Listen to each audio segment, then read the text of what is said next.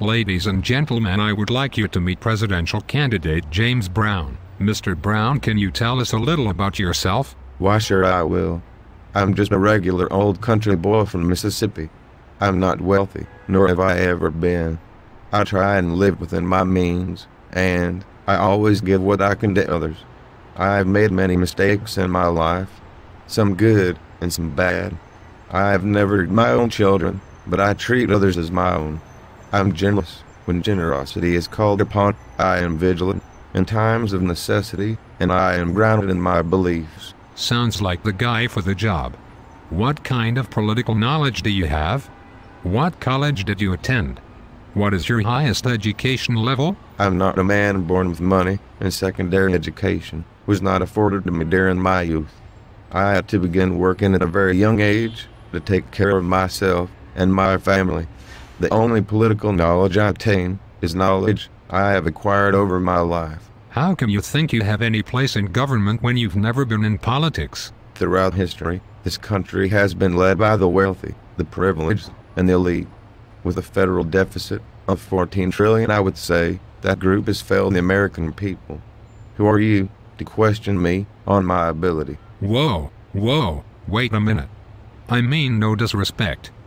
I was just trying to find your position. There's never been a president born from poverty who led this country, and I think it's about time. What can you say about the country today? You cannot legislate the poor into prosperity by legislating the wealth out of prosperity.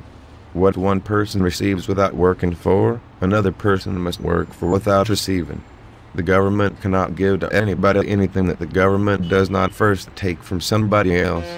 You cannot multiply wealth by dividing it.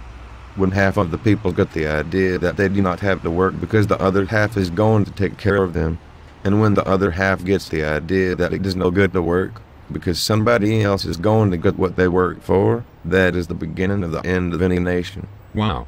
That is some strong words. Winston Churchill once said, "Socialism is a philosophy of failure, the creed of ignorance, and the gospel of envy. Its inherent virtue is the equal sharing of misery." Well, you have my vote. I think we should all rethink who the proper candidate for president should be. You can vote for Obama, Romney, or push to a new direction for the United States of America and get back to the country's roots. Back to the forefathers' vision.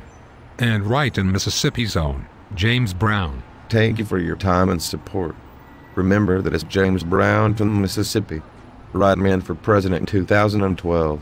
I will push to change this country for the better, not for my image or wealth. How about a round of applause for our new write-in candidate for president?